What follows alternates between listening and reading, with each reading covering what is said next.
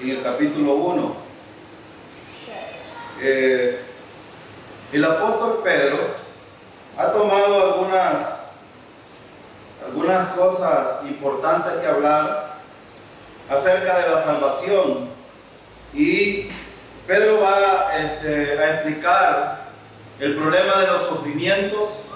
También va a explicar la salvación de los creyentes, y también va a explicar que esa salvación debe de resultar en una santificación en espera del rapto de la iglesia, o la glorificación, como nosotros le llamamos. Entonces, el contexto de este pasaje es que nosotros hemos recibido la gracia de Dios, hemos recibido todas las bendiciones en el Señor, hemos recibido la salvación misma. Por lo tanto, esto debe de resultar en santificación, en vista de que la glorificación está asegurada y viene pronto. Entonces, el apóstol Pedro ha estado hablando de estas tres cosas, pero también Pedro va a hablar de ese paso. Si ya eres salvo, dice Pedro, entonces necesitas ser santo en tu caminar diario. Ese fue el pasaje que estuvimos viendo el domingo pasado, y ahora vamos a ver que en esta sección encontramos un mandamiento bien importante que a veces descuidamos los creyentes. Un mandamiento importante que tiene que ver con la relación con Dios. Es decir, no podemos nosotros tratar de caminar y santificarnos sin tener en cuenta nuestra relación con el Señor. Hemos hablado repetidas veces que nuestra relación vertical determina nuestra relación horizontal. Es decir, depende cómo yo estoy caminando en mi vida cristiana, así van a ser los resultados en mi vida práctica. Y eso es lo que Pedro va a tratar de enseñar en este pasaje. Vamos a empezar en el versículo 22 ahora. En el versículo 22, Pedro habla que la relación con otros creyentes es bien importante. Miren lo que dice el versículo 22. Y mediante el cual creéis en Dios, 22, habiendo purificado vuestras almas por la obediencia a la verdad, mediante el Espíritu, para el amor fraternal no fingido, amaos los unos a los otros, entrañablemente de corazón puro. Notan que Pedro habla aquí de dos clases de amor. Dice Pedro que hay algunos aspectos que hay que resaltar aquí en este versículo. Habiendo purificado vuestras almas por la obediencia a la verdad. La prioridad es que Pedro pone enfático aquí en el versículo es el amor. Si ustedes se fijan, en el versículo hay dos veces mencionado esto. Dice, para el amor fraternal no fingido, amados los unos a los otros. Amor fraterno y amor incondicional. Nosotros entendemos este amor fraterno como el amor filial, el amor que tiene entre los hermanos, entre los parientes, la mamá amando a los hijos amando a los padres, los hermanos amándonos como tal, como hermanos. Pero Pedro va más allá de eso.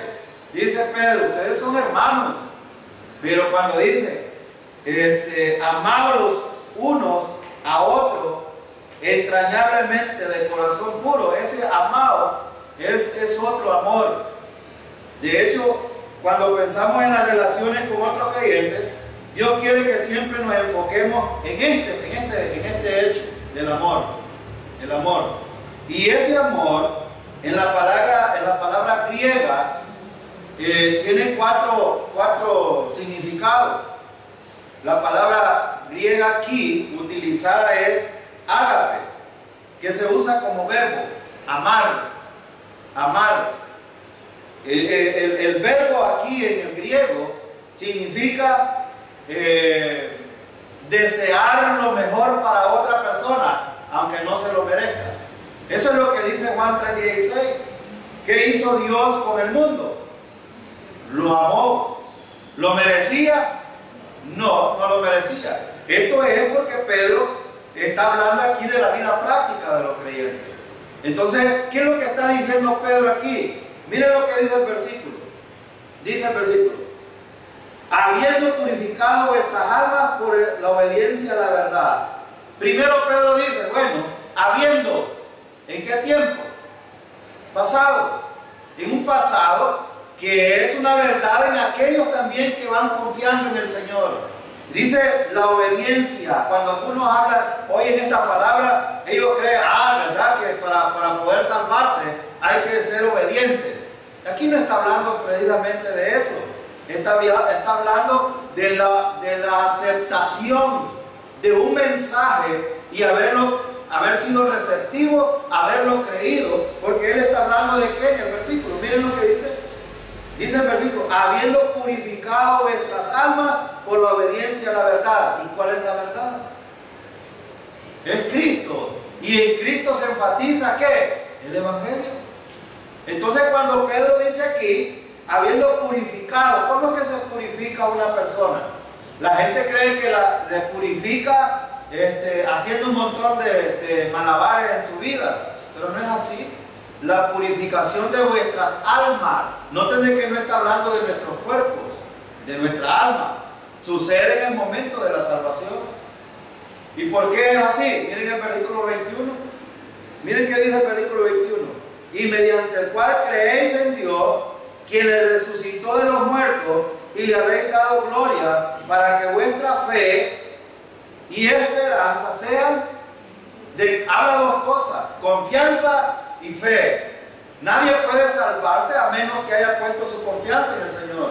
De tal modo que la obediencia al Evangelio, al haber confiado en el Evangelio, es lo que purifica a una persona.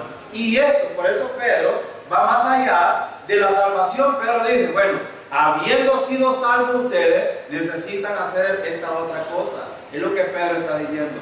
Y por eso Pedro dice en el versículo: mediante el Espíritu, para el amor fraternal no fingido, amados los unos a los otros, entrañablemente de corazón puro.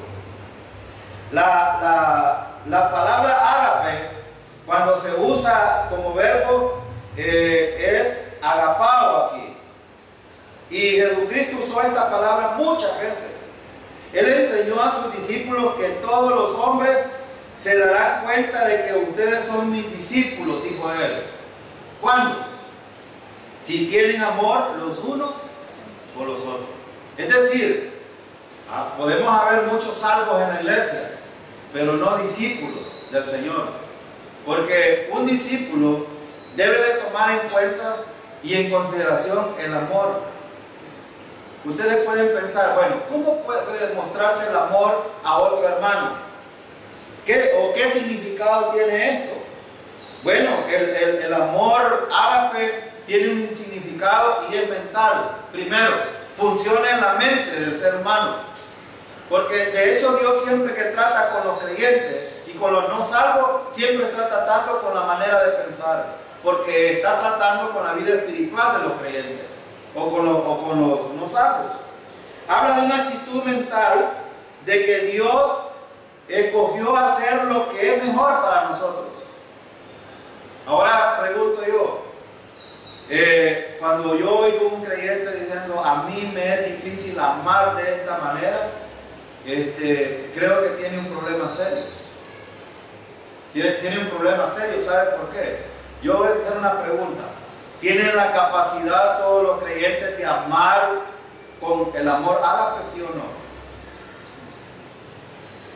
Si usted me dice que no, me está diciendo que el Espíritu Santo no mora en usted. Si usted me está diciendo que no, está diciendo que el Espíritu Santo es ineficaz en su vida. Porque ¿quién es el que produce el amor ágape? Entonces tiene la capacidad el creyente que es salvo en Cristo para poder amar de esta manera. Claro que sí. También puede que eso se mira carnalmente, nunca. No. De hecho, como estamos hablando del amor de Dios manifestado en un creyente, ¿por medio de quién? Del Espíritu Santo. Por eso es que no podemos separar nuestra relación con el Señor para nuestro caminar diario. Eso lo hemos hablado muchas veces. Ahora, carnalmente, como decía el hermano Alberto, nadie puede manifestar esto. Porque cuando andamos carnalmente, ¿qué se manifiesta? Las obras de la carne, que son mentira, lascivia, orgullo, pleito, celo, contienda. Todas esas cosas son obras de la carne. Y esas son evidentes. Eso lo dice Pablo en Efesios y en Gálatas. Pero aquí el llamado es de que los creyentes necesitamos ser enfáticos en ese amor. Ahora, ¿cómo puede ser posible? Caminando en el poder del Espíritu Santo. Es la única manera. Y eso nos llama a una cosa bien importante que muchos no hemos quizás comprendido.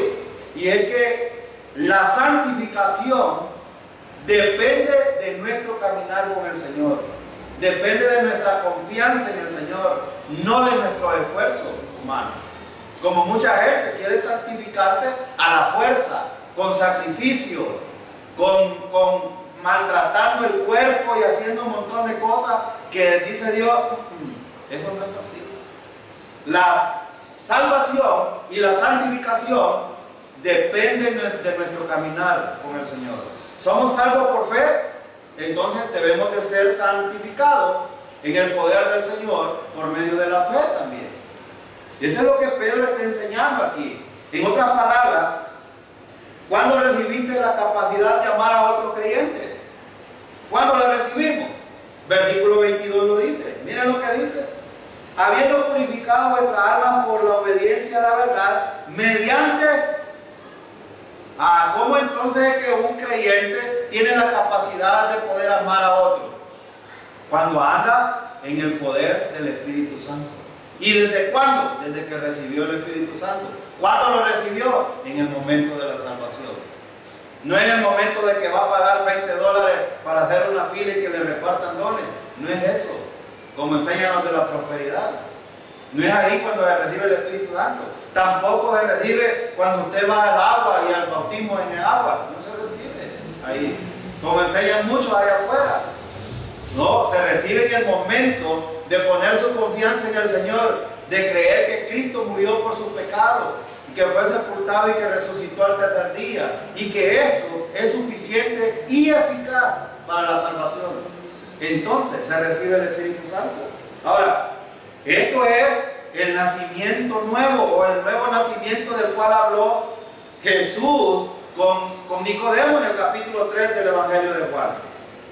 Nadie puede nacer de nuevo a menos que haya nacido del agua, como dice Jesús, o naturalmente. Allá afuera hay un evangelio del agua y del Espíritu, pero del bautismo en agua, que reciben el Espíritu Santo en el bautismo, ahí no está hablando de bautismo, está hablando de un nuevo nacimiento. Ahora, ¿cómo purificaron sus almas? ¿Cómo se purifican las almas, hermano? Versículo 22 lo dice. Habiendo purificado vuestra alma por la obediencia a la verdad. ¿Cuándo es que se purifica una persona? Es que a veces tenemos, es bien aceptable que dentro del paso de la vida cotidiana del creyente, el Señor va limpiando todas aquellas cosas. Eso se le llama también purificación. Pero ¿desde cuándo empieza la purificación? Nadie puede purificarse a menos que sea salvo. Nadie puede purificarse a menos que sea salvo.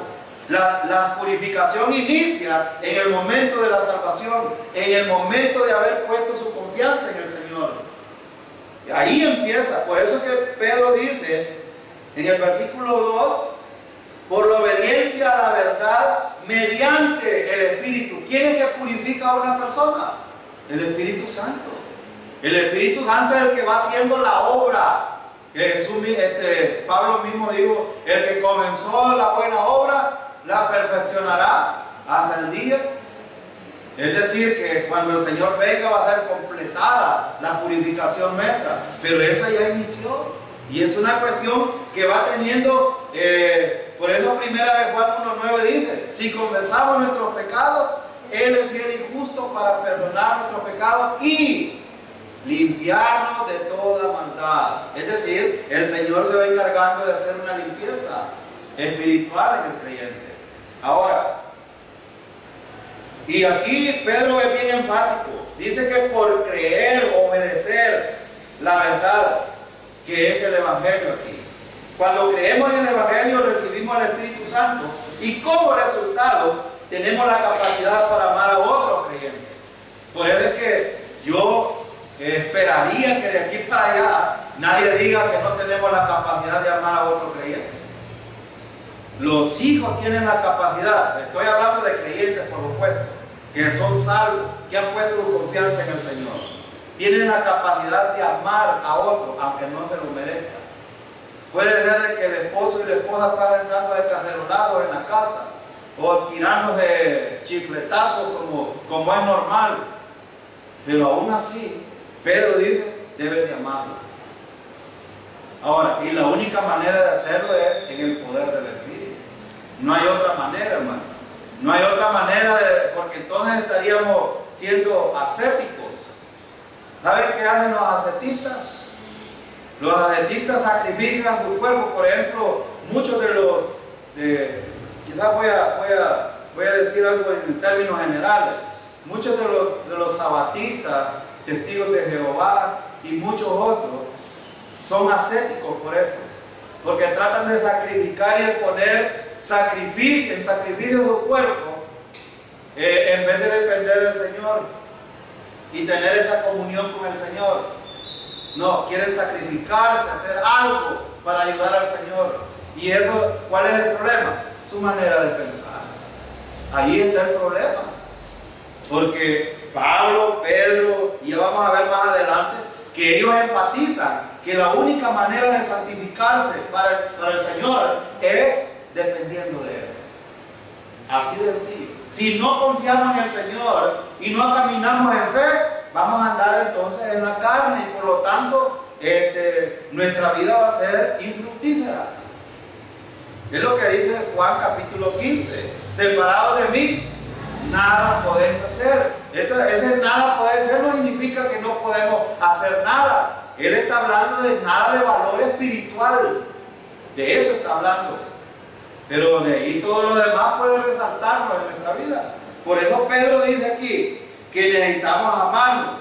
Ahora, fíjense lo que dice el versículo, en el versículo 22 dice el versículo, mediante el Espíritu para el amor fraternal no fingido, amados unos a otros, entrañablemente de corazón puro. Es decir, dice el versículo, para el amor fraternal no fingido. Hay un propósito.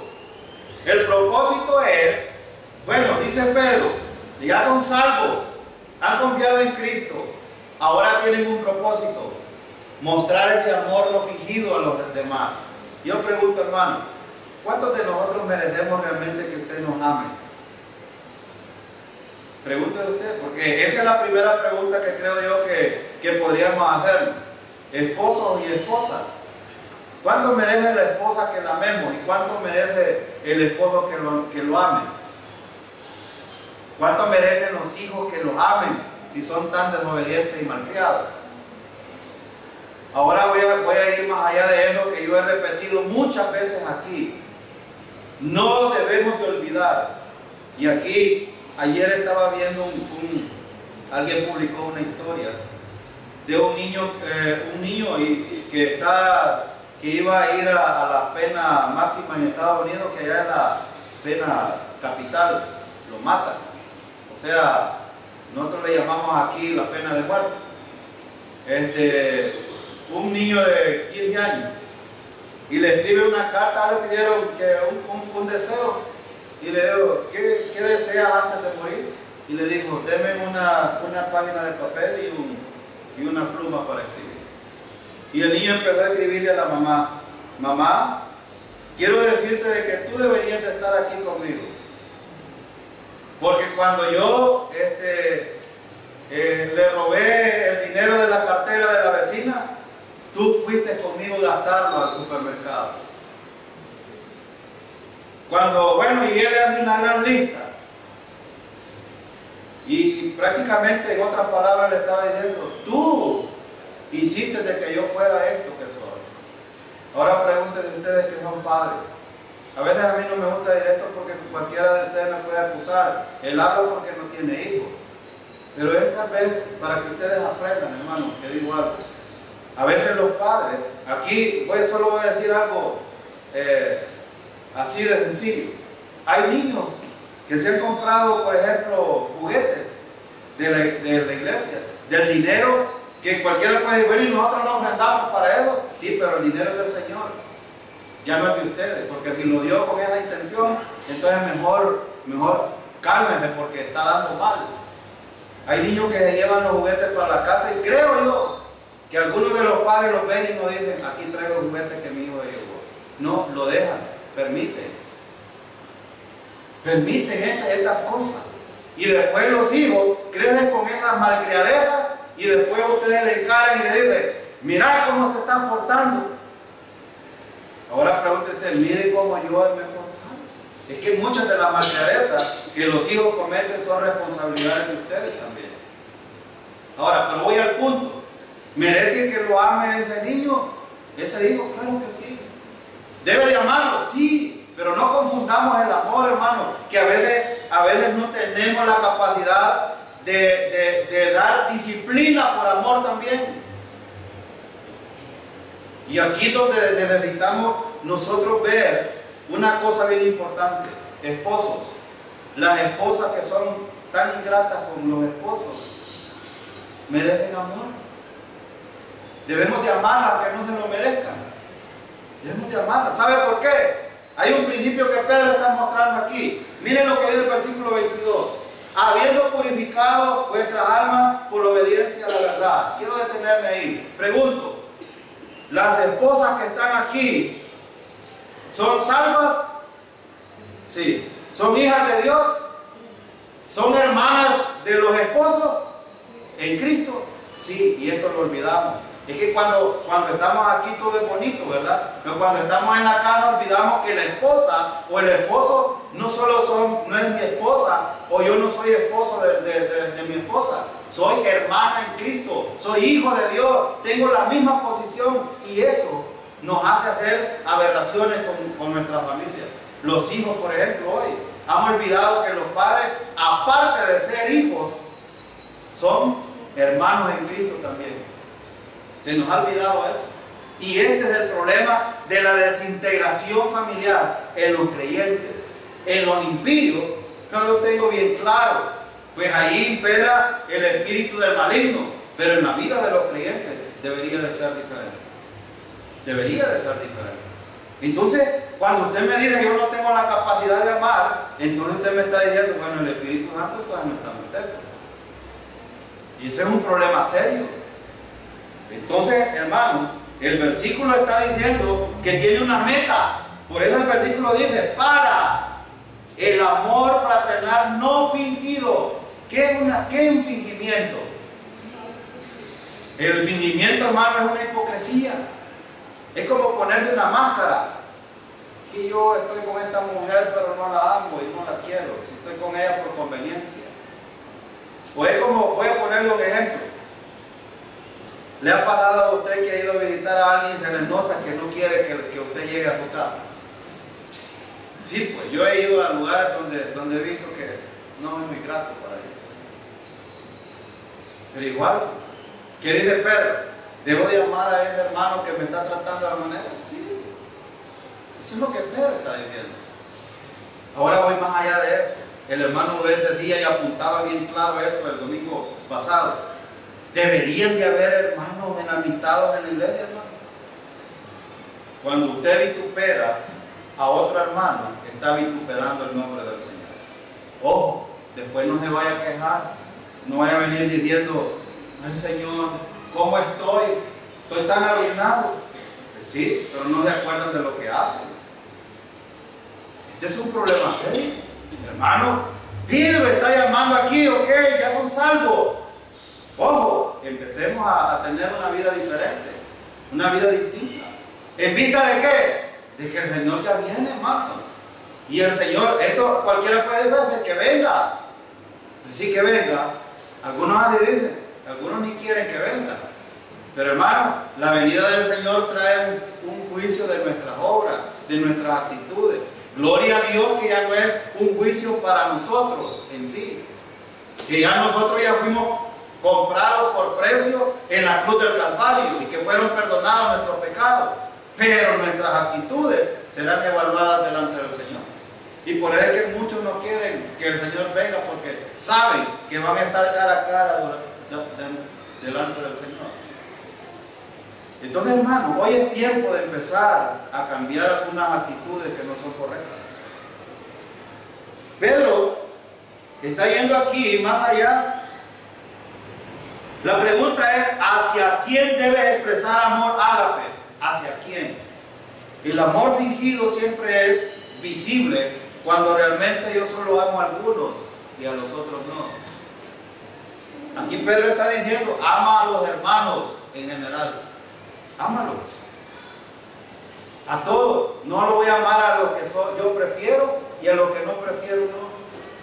Aquí no está hablando de eso. No está hablando de preferencias. Él está hablando, miren en el versículo dice, amados unos a otros entrañablemente de corazón puro. ¿Qué es unos a otros? Todos los hermanos. Todos los hermanos. No debo de tener preferencia, este sí, este no. Es que este no porque me cae mal, porque no. Precisamente porque te cae mal deberías de amarlo más. Aunque no se lo merece, porque tal vez las actitudes de él no son las correctas. Los hermanos me refieren a los hermanos creyentes. O sea, si aquí, hermanos, si en la iglesia somos salvos, todos somos salvos, todos deberíamos demostrar el amor ágape, el amor sacrificial, el amor que determina hacer lo mejor para el otro hermano. A mí me da tristeza cuando hay madres de familia que tienen hijos malcriados y saliendo del culto hasta quieren golpear a los niños. Qué barbaridad a lo que hemos llegado. Quizás ustedes lo saben, pero no se da cuenta de las cosas.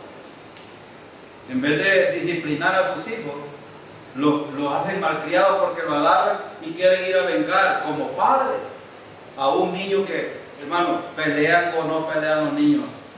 ¿Es normal que lo hagan? Es normal. Pero que un padre quiera ir a dar duro a otro, eso sí es intolerable. Realmente es intolerable.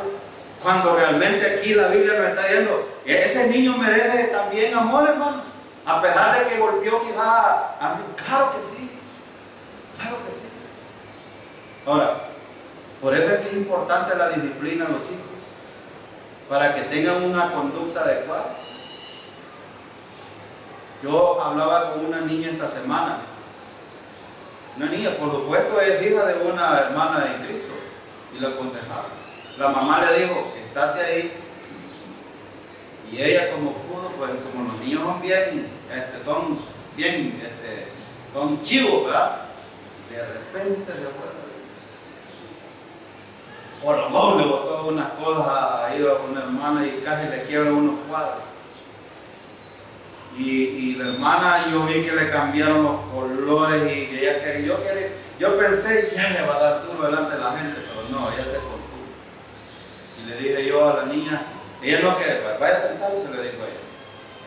Y ella no quería. ¿Qué me van a hacer?, le decía ella. No, vaya a sentarse. Y le senté. Lo que quiero decir es, cuando la hermana se levanta, le digo yo a la niña, ¿qué hiciste? Me porté mal, me dijo ella. Debiste de obedecerle a tu mamá y no lo hiciste. Ahora mereces que te castigue por lo que acabas de hacer. No sé si la castigó en la cara, no sé. Yo no lo sé. Y si lo hizo, qué bueno. Pero si no lo hizo, dice un dicho popular, cría cuervo y te sacará. Así de sencillo. Entonces, hermano, necesitamos, no podemos, si nosotros estamos hablando de la gracia de Dios, la gracia, ¿verdad? Que cualquiera puede, qué bonita la gracia, que nos recibe, nos acepta, nos abraza. Esto es bueno, es lo mejor que nos ha pasado. Pero la Biblia también tiene mandamientos para nosotros. Que la Biblia nunca, y nosotros nunca hemos enseñado que en la gracia de Dios podemos vivir a nuestro antojo. Jamás hemos dicho eso. Y para los que nos escuchan, no predicamos la gracia como licencia para pecar. En ningún momento. Por eso es que Pedro está yendo a este punto aquí. Ahora, ¿cómo debes de amar a otros creyentes? Miren la palabra que les menciona ahí. Dice ferviente. Dice amados uno a otro entrañablemente de corazón puro. La palabra ferviente y la palabra ferviente se refiere al hecho de que debemos amar con muchas ganas, es decir, es un deseo de hacerlo. Los creyentes debemos de tener ese deseo de amar a otro, aunque no se lo merezca. Es que ese es el punto. El punto es que los hermanos podemos ser muy insensatos, pero Pedro está diciendo aquí, debes de amar al otro y desear lo mejor para ese otro, aunque para ti a lo mejor ha sido cruel el otro hermano, no debes de hacerlo, debes de hacerlo. Ahora, ¿por qué debes de amar a otro cristiano? Miren el versículo 23. ¿Por qué debes de amar a otro creyente? Versículo 23. Siendo renacido, no de simiente corruptible, sino de incorruptible, por la palabra de Dios, que vive y permanece para siempre. ¿Por qué debemos de amar a otro creyente? El versículo en el principio, ¿qué dice? Siendo, porque es un salvo como nosotros, porque ha sido comprado con precio como nosotros, y porque tiene la misma posición en el Señor. ¿Ustedes creen que cuando nosotros tratamos mal a otro creyente, al Señor no le duele? Y no es parte de su cuerpo. Por eso es que Pedro dice, hemos nacido de nuevo y ellos son parte de la familia de Dios. Entonces debemos de darnos cuenta de eso. Por eso es que yo ponía el ejemplo. Los hijos deben de amar a los padres. Probablemente a un padre ingrato, o probablemente a un padre alcahueto. Pero los hijos deben de aprender a tener inteligencia que proviene del Señor. Hay cosas que los padres enseñan que no deben repetir los hijos. Y los padres deben de amar a sus hijos. Esto no implica de que solo porque dice la Biblia que hay que amarlo con amor fraterno, no va a venir una disciplina. ¿Cómo no? ¿Ustedes creen que Dios, a pesar de que nos ha dado la gracia, no nos disciplina también? A mí me ha disciplinado muchas veces y he estado muy contento por eso, porque me ha ayudado. Y yo se lo confieso. Entonces, hermano, es importante y es imprescindible que nosotros entendamos que nuestros hermanos, cualquiera que sea, en el círculo familiar, en el círculo de la iglesia, en el círculo laboral, a mí me da tristeza ver creyentes cómo maltratan a sus empleados. Por supuesto, aquí no hay ninguno que tenga negocios fuertes, pero he visto otros hermanitos de otra iglesia tratar mal a sus empleados. Y eso es terrible. Pero aún así, Pablo dice que el empleado debe de estar siempre sujeto a su amo.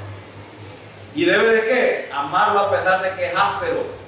No es el mismo principio que Pedro va a enseñar con las esposas. A las esposas les dice, esposas, amen a sus maridos y traten de calmarse, aunque sean los más toscos que puedan haber.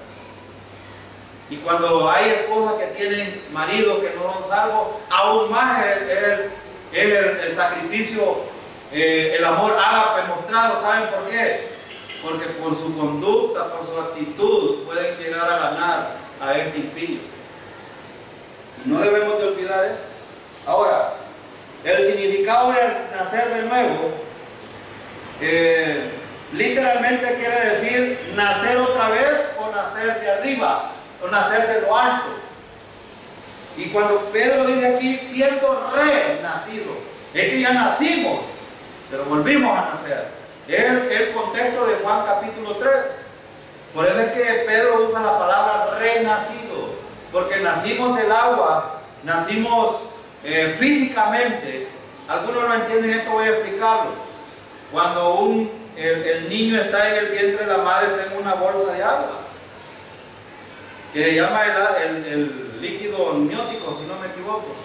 Entonces cuando está ahí, está en una bolsa de agua, se rompe la fuente, sale el agua, inmediatamente viene el hijo después, detrás de él. Ese es nacer del agua, no ir al agua como en el bautismo, como muchos dicen. Ese es el bautismo en el agua, quiero decir nacimiento en el agua, nacer físicamente. Y ahora Pedro está diciendo, ustedes ya fueron renacidos, o sea, nacieron físicamente, ahora nacieron espiritualmente. Ya tienen los dos nacimientos. Por eso es que nosotros nacemos 2 veces y morimos una vez. Los no salvos mueren 2 veces y nacen una vez. Esa es la diferencia entre nosotros. ¿Cuál es la diferencia? Que hemos aceptado el perdón de nuestros pecados por medio del sacrificio de Cristo. Sencillo. La gente puede decir, así de fácil lo ha hecho el Señor. Para que nadie tenga que decir, bueno, a mí nunca me dijeron cómo hacerlo. Pero es así. Entonces, versículo 23 dice varias cosas. Siendo renacido, no de simiente corruptible. Pero hermano, el nacimiento espiritual es incorruptible. Es algo que ya no cambia. Es algo que no se destruye. Es lo que estaba hablando Pedro en el versículo, en el capítulo 1, versículo 13 en adelante. Que tenemos una herencia incorruptible, inmarcesible. Es decir, es algo que ya no cambia, pues. Él está hablando de eso. Por eso es que la salvación no se pierde. ¿Por qué? Porque aquí el versículo dice, renacido no de simiente corruptible, porque cuando nosotros nacemos de nuevo, nacemos de una simiente que no perece. ¿Y cuál es la simiente? Es Cristo. Hermano, Cristo. Por eso es que es importante recordar el hecho del sacrificio de Cristo. Cuando Cristo murió en la cruz, ¿murió como hombre, sí o no? Sí. Porque algunos dicen ahí que no, que eso fue una patraña y que bueno, de los discípulos, que no sé qué, y un montón de cosas. Pero Cristo murió. ¿Cómo lo sabemos? ¿Cómo sabemos que Cristo murió? Sabemos por la palabra, pero ¿qué identifica que Cristo verdaderamente murió? Hermano, su sangre fue derramada, ¿no es cierto? Y hay identificación de que hubo un hombre, como los judíos estaban apurados que venía el sábado, entonces vino uno y le metió una lanza en el costado para ver si había muerto. ¿Ustedes creen que eso no es una evidencia suficiente de la muerte de Cristo? Pero algunos dicen de que no, que Cristo, él fue otra cosa lo que pasó. Después vino un incrédulo, un discípulo incrédulo. No, mientras yo no vea sus hoyos en las manos y su costado, no voy a creer. Así hay muchos hoy en día. Necesitan ver para creer, y nosotros no es así. Nosotros necesitamos confiar, no más, depender del Señor. Ahora, cuando Cristo murió, hubo otro hecho importante. Lo bajaron, lo envolvieron en sábana y lo fueron a dejar al sepulcro. Y el sepulcro fue tapado. Y es más, lo estaban cuidando unos soldados. Por aquello de que si acaso se roban el cuerpo, ¿no es cierto? Pero ¿qué pasó al tercer día? Resucitó. Ahora pregunto, ¿resucitó con cuerpo corruptible o incorruptible? Entonces ven la importancia de recordar esto. Es que cuando Pedro dice aquí, siendo renacido no de simiente corruptible, él está hablando de la incorrupción del Señor. De hecho, hermanos, hay que recordar que Juan capítulo 1, ¿dónde estuvo el Señor siempre? ¿Dónde estuvo el Señor siempre? Antes de venir a la tierra, ¿dónde estuvo? Él estuvo a la diestra de Dios siempre. Y todo lo que fue hecho, lo que podemos ver y no ver, fue creado por medio de Él. Y para Él. Entonces, hermano, simiente incorruptible. Y por eso es que nosotros, esto nos garantiza la incorrupción futura de nuestro cuerpo. Por eso Pedro dice, fueron salvos, caminen en santidad, apártense cada momento para el Señor, anden dependiendo del Señor. En otras palabras, caminen dependiendo del Señor en comunión. ¿Y por qué? Porque el Señor viene para llevarnos con cuerpo incorruptible. Ese cuerpo incorruptible de Él nos garantiza la incorrupción en nosotros. Es más, si a usted le parece poco, ¿hay algo de incorrupción viviendo en usted hoy en día? Sí, hermano, y no está el Espíritu Santo. ¿Es corruptible o incorruptible el Espíritu Santo que mora en nosotros? ¿Ven? ¿Y eso qué hace? La garantía de nuestra redención en el futuro. Entonces es importante esto. Segunda parte dice, por la palabra de Dios que vive y permanece para siempre. Hermano, ¿es verdad lo que está diciendo Pedro aquí? ¿O es una mentira? Es verdad. Esto indica que un pecador nace de nuevo en un momento específico, que no es un evento que se repite, pero que tiene resultados duraderos en el presente y para siempre. La salvación, hermano, nos coloca en la incorrupción eterna. Ahora, que esto no es una verdad, es una verdad en cada creyente que se va a ser ejecutada en el rapto de la iglesia o en la resurrección, pero que seguimos teniendo cuerpos que a lo mejor, si este fuera nuestro último día aquí, como en vida física, hermano, tenemos la garantía y la seguridad que este cuerpo se va a levantar como haya sido que esté, del polvo. Del polvo. Y esto es importante entenderlo. Ahora, quiero que vaya al versículo 24. El significado de haber nacido de nuevo involucra al Espíritu Santo usando la palabra de Dios y en particular el Evangelio de la gracia, que está centrado en Jesucristo y en su obra cabal. Versículo 24 y 25. Miren lo que dice. Porque toda carne es como hierba y toda la gloria del hombre como flor de la hierba. La hierba se seca y la flor se cae, mas la palabra del Señor permanece para siempre. Y esta es la palabra que por el Evangelio os ha sido anunciada. Entonces, hermano, si ustedes se fijan, hay cosas importantes que necesitamos resaltar aquí. A veces yo me he encontrado con creyentes que dicen, yo no testifico con mis palabras sino con mis obras. ¿Y esto es bueno, hermano, sí o no? Es bueno. Es bueno hacerlo. Pero es importante testificar con nuestra boca también. Claro. Si la gente, hermanos, si nosotros no habláramos, ¿ustedes creen que la gente podría persuadir del Evangelio? ¿Podría entender qué es el Evangelio? Necesitamos hablar. Por eso es que dice aquí, pone los extremos, Pedro. Dice que toda carne es como la hierba. ¿Esto qué significa para nosotros? Que probablemente nuestro vecino o nuestros parientes cercanos hemos tenido oportunidad de hablar el Evangelio con ellos. Pero ¿sabe qué dice aquí? Que la vida del ser humano es como la hierba. Hoy puede estar bien verdecita y de repente ya no está. A veces cuando pensamos en nosotros, pensamos, bueno, si yo me muero, pues voy con el Señor y no hay ninguna pérdida. Pero ¿qué de aquellos que todavía no han escuchado el Evangelio? O aquellos que han escuchado el Evangelio apenas.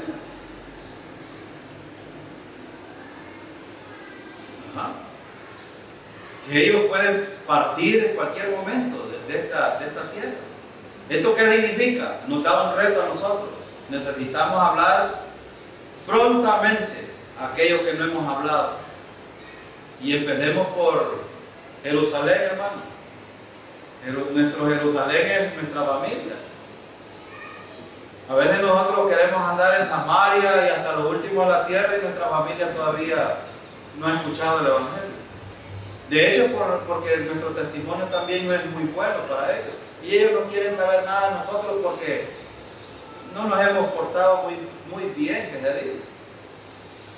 Pero es importante no olvidar que toda carne es como la hierba, es decir, en cualquier momento, de repente la gente muere y nosotros decimos, bueno, hace unos días murió un personaje famoso mundialmente y toda la gente como lamenta. Yo en lo personal me estoy diciendo de que no es correcto hacerlo, ¿cómo no? Pero Cristo murió y lo salva y la gente no comenta de Jesucristo. En el Facebook, toda la gente comentando que murió Chespirito, que murió aquí, que murió allá, está bien. Hay que darle honor al que merece honor. Pero Chespirito no salva a nadie. Era un ser humano como nosotros, pecador, que necesitaba de Jesucristo.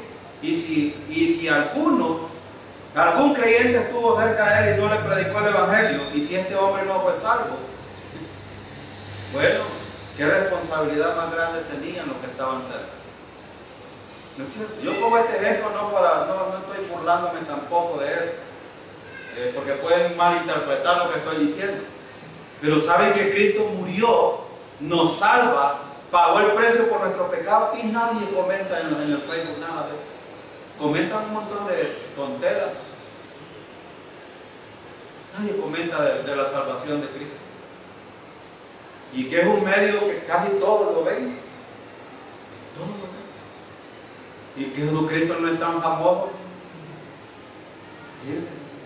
Cristo no es famoso en el Facebook.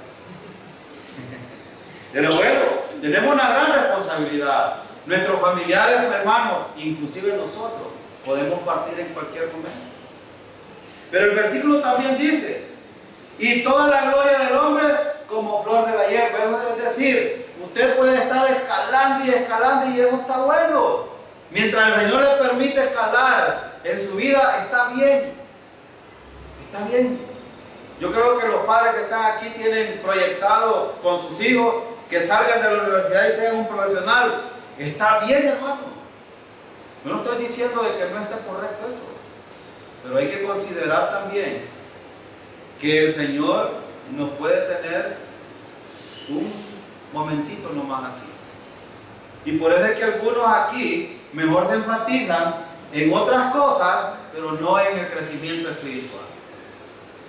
A muchos no los vemos los días de semana aquí en el templo. No se ve.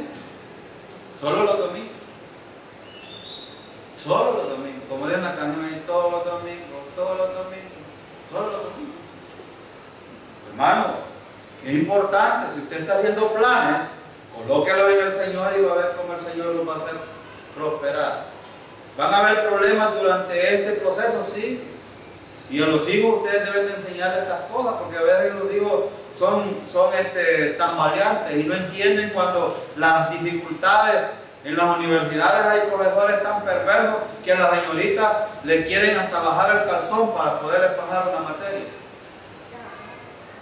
Sí, yo conozco muchos catedráticos de las universidades que quieren hacer esto, le sacan dinero.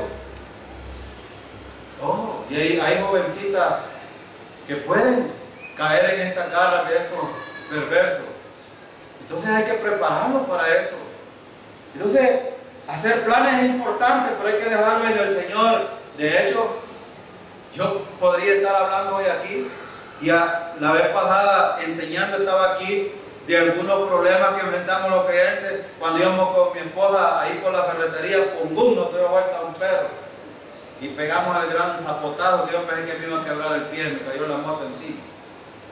Dije, bueno, pero hay que darle gracias a Dios por todo, ¿no es cierto? Y esto es así, pues. Entonces, el Señor está diciendo esto. La vida del ser humano es así. Pero nosotros como creyentes considerar que nuestra partida de aquí es ganancia. Pero ¿qué de aquellos que no han recibido el Evangelio todavía? Hay que darles ese mensaje. Es nuestra responsabilidad. Versículo 25. La palabra del Señor permanece para siempre. Y esta es la palabra que por el Evangelio os ha sido anunciada. ¿Cuál es la palabra que os ha sido anunciada? Bueno, Pedro ha estado hablando aquí de varias cosas. Cuando se trata de nuestra santificación, hermanos, necesitamos ver hacia los extremos, o hacia el pasado y hacia el futuro. Hacia el pasado, ¿dónde? La cruz del Calvario, la muerte de Cristo, la que nos salvó y nos rescató y nos compró por precio, que no merecíamos nosotros, que fue la manifestación del amor de Dios para con nosotros. Y hacia el futuro, la glorificación que viene en cualquier momento. Entonces los creyentes debemos de estar recordando estos dos eventos, mientras tanto siendo apartados para el Señor en este peregrinaje. Ya hemos hablado que nuestra ciudadanía no está aquí, está ahí arriba. Y mientras estamos aquí como peregrinos, debemos de vivir lo más posible que sea apartándonos para el Señor. Apartándonos para el Señor. Entonces, en el aspecto horizontal en el aspecto vertical es importante permanecer en el Señor, teniendo comunión con el Señor, confiando siempre en el Señor, en las dificultades, en lo que sea. Y horizontalmente, recuerden, ¿cuál es el mandamiento? Amarnos los unos a los otros. Amarnos. Amarnos aunque no lo merezcamos. Eso es lo que Pedro está tratando de hacer ver aquí en este pasaje. Y Pedro en el capítulo 2 va a empezar el énfasis de los creyentes necesitamos hacer. Vamos a ver el versículo 1 del capítulo 2.